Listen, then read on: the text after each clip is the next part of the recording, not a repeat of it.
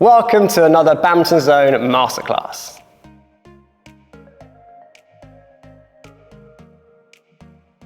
So this is a super special masterclass for me. Not only do we have Zach Russ with us, full-time international badminton player and Yonex Dutch Open champion, but someone that I've worked with very closely throughout his junior career. So Zach, what are you going to be taking us through today? So today we're going to focus on one of the biggest areas of men's doubles today and one of my personal strengths, which is the first 4 shots. So Zach, we're starting on the even side, and obviously your serve's evolved over the years with the new service rules coming in.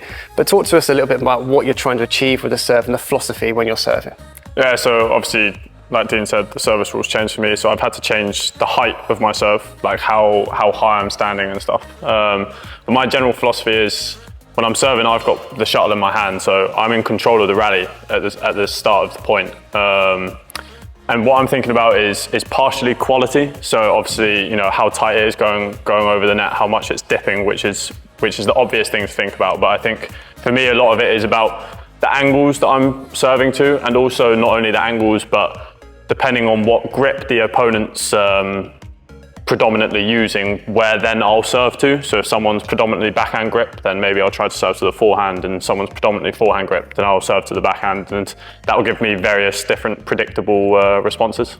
And in the way of whether you're going to opt to serve to the tee or to the body and out wide, does that change what you're going to look for after? Yeah, I mean, obviously they're the 3 big angles, the tee, body and out wide, and each one will give a different response. So, you know, generally if I'm serving out wide, I might look to cover the net a bit more and leave the back to my partner. But I think a lot of it comes down to like grip for me of the opponent, but yeah. So Zach, an important point to make here is it's not just a case of you serving where you want to, but also throughout the match, taking stock of where your opponent's returning, and then you adjust your serve accordingly? Yeah, so like I said, at the start of the game, it will be a bit more what I perceive the predictable returns to be for general opponents. But then throughout the game, depending on what their more favoured returns are, I'll then have to respond to that as a server. So if I'm serving tee and at the start of the game, I'm covering more net returns, I then will have to change that throughout the game. So if I serve tee and 9 out of 10 of the returns of the opponent is to play a bit harder, then rather than serving and looking towards the net, I'll serve and look a bit more off. So it's very fluid. It's dependent on what I like to do, but you also have to respond to your opponent. I think it's very clear, Zach, that there's a very clear idea of what you're trying to achieve when you're serving. And sometimes what we see a lot at club level is that they try and cover everything, when actually everything often isn't actually coming over. And it's like really taking the time to go, right, where's my opponent return to? What do I need to cover? And also maybe relay that to your partner as well. Yeah, I think that's like one of the most important things when I think about the first 3 shots or the first 4 shots is that you actually want to cut down the court as much as possible. Obviously in doubles, you're playing with 2 people on the court. So I've not only got to think about what I'm going to cover, but what my doubles partner is going to cover. So if I'm serving and looking for the net, then I might be telling my partner to cover something totally different. So it's not just about what you're doing. Okay, so Zach, what I really liked about what you described earlier is that you feel like you almost have complete control when you're holding the shot and when you're serving. So we've covered the serve. So let's start looking a little bit more at the third shot. So where would you be looking to kind of serve to based on kind of maybe a normal, typical return of serve setup? So for me, a lot of what I think about is what I would say is natural swings. So when someone's going up to return, if I'm serving to the backhand, their natural swing is to go from left to right. So they're going to drag it across. And then vice versa, if I serve onto the forehand, it's going to go from right to left. So a lot of my first 3 philosophy is based on that principle, that I can mostly predict what someone's going to do based on these very simple principles of natural swings. So if I serve to the backhand, I'm going to cover that natural swing. So I'm going to cover my backhand from the even side. And if I serve onto the forehand, I'm mostly going to cover the one back across my body from right to left. And if they were to take this, let's say this unnatural swing where they maybe delay the shuttle, so if it's on the backhand side that they have got this turn, I guess you're forcing them A, to play a harder shot, and B, you'd still communicate that with your partner for them to cover anyway. Yeah, of course. So when I'm communicating with my partner, I might say to them, I'm serving onto the backhand and I'm going to cover the left side of the court to cover the natural swing. That's not to say that my partner is also covering that shot, because then that's inefficient. But if I'm covering that one, then my partner might be looking more for the unnatural swing. But the one that I want to get on more and be aggressive on is the most obvious shot.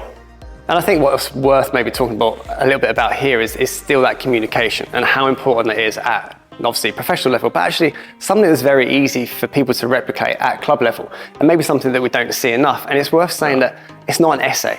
No. We're not taking ages to relay all this information. It's just more, right, I'm going to go this way. You cover that shot? Yeah, it can just be a few words at the start of the rally. It can be signals. I know some people use numbers.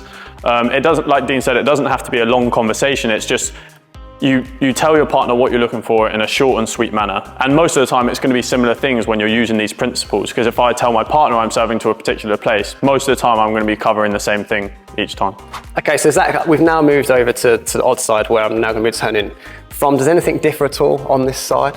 For me, not really so much. It's still a lot about the angles and the grips, but what you might see on the odd side is that people favour the forehand grip a bit more. They might return with a more panhandle grip, which means, you know, you can target the backhand a little bit more, because if they're predominantly starting with a forehand grip, obviously what they don't want is to then have to play a backhand. So you're kind of looking for these weaknesses in people's setups and trying to serve to places that they wouldn't like you to serve to, which will give you the most predictable response. And I guess the other way of looking at it, Zach, let's just say if someone is quite panhandle and they're on this side, you could go across them to make them play something difficult, but you could also play to that knowing that they're trying to hit certain areas. So obviously a go-to area sometimes, particularly at club level, is this kind of deep backhand corner. How would you go about maybe protecting that? Would you look for the server to intercept it, or would we allow the rear court player to come across? Yeah, I think, you know, Dean makes a good point. If someone's setting up like that and they like to favour a particular return, then you can use that a bit to your advantage. And it might also differ between you and your partner.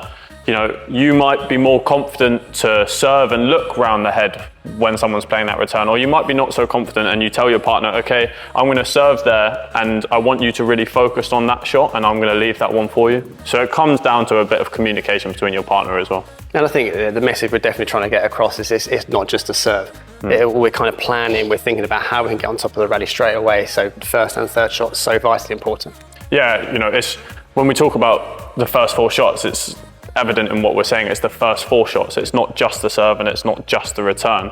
It's what's happening after and those direct shots afterwards.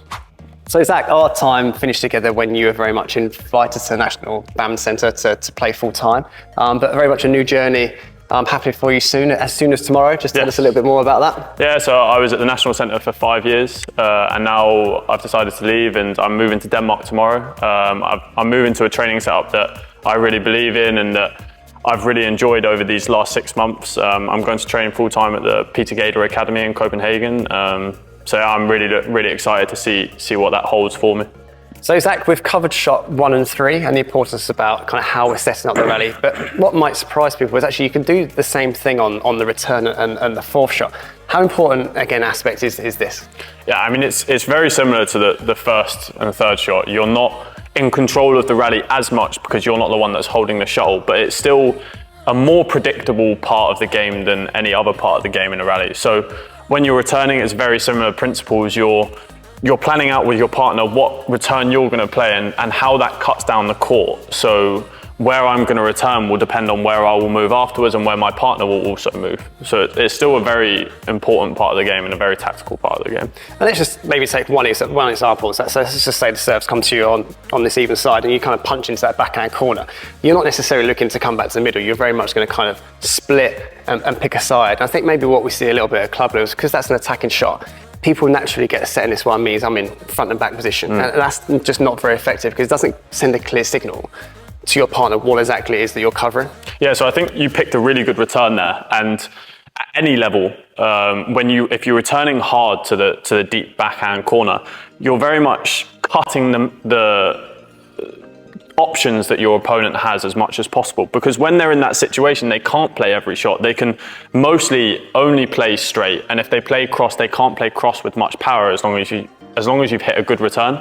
So then you've got to work off that when you're planning these first 4 shots out. So some people might favour playing hard to the backhand and then coming back to the forehand because that's the most obvious return, which is straight. Or some people like myself, I like to play hard down the backhand, look off round the head and let my partner come round me because that's the most obvious shot that they're going to play. And they don't have every shot available. And I think it's worth pointing out is that because we're hitting hard to the back of the court, myself and David talk a lot about flight time. And if they are to now hit high to the back, that's not a shot that we have to worry about as much. It's more trying to feel like we're pushing forwards as a pair and covering these shorter flight time options. Yeah, so, if you're playing to that deep backhand, if they can somehow get it over the top of you, that's not a danger shot to you when you're thinking about it as a partnership. The danger shots to you are the ones closer to the net, and they're the most obvious ones, and they're the ones that can hurt you as a pair the most. So they're the ones that you want to close down and put pressure on, and you want to force them to almost play over the top of you if they can, because often it's not possible, and if it is possible, then it can't hurt you.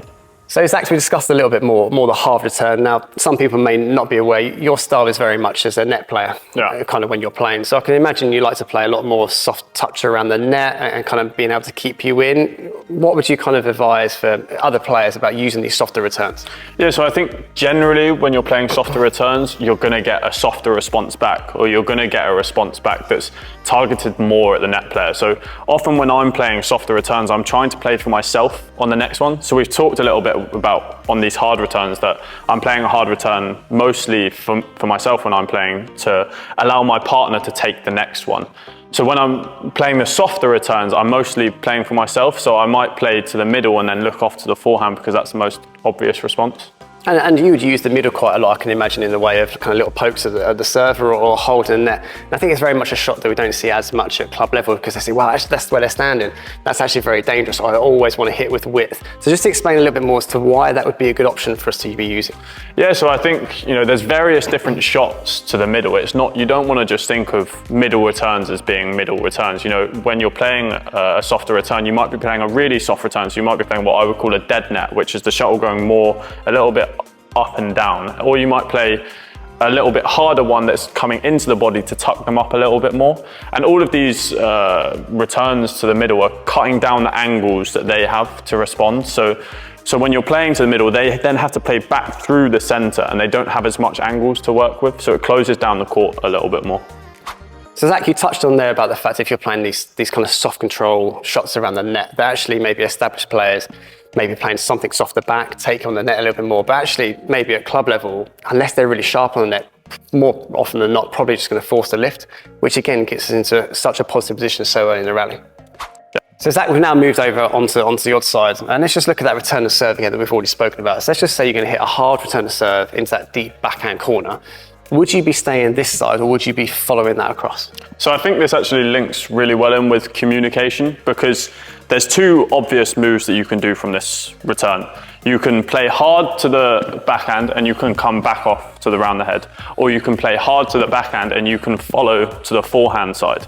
And this, like I said, it comes to communication. My personal preference is to play hard and come off to the round the head. But that's not to say that it's any better than to play hard and then go to the forehand. But I favor my round the head more, so that's the one that I prefer to cover.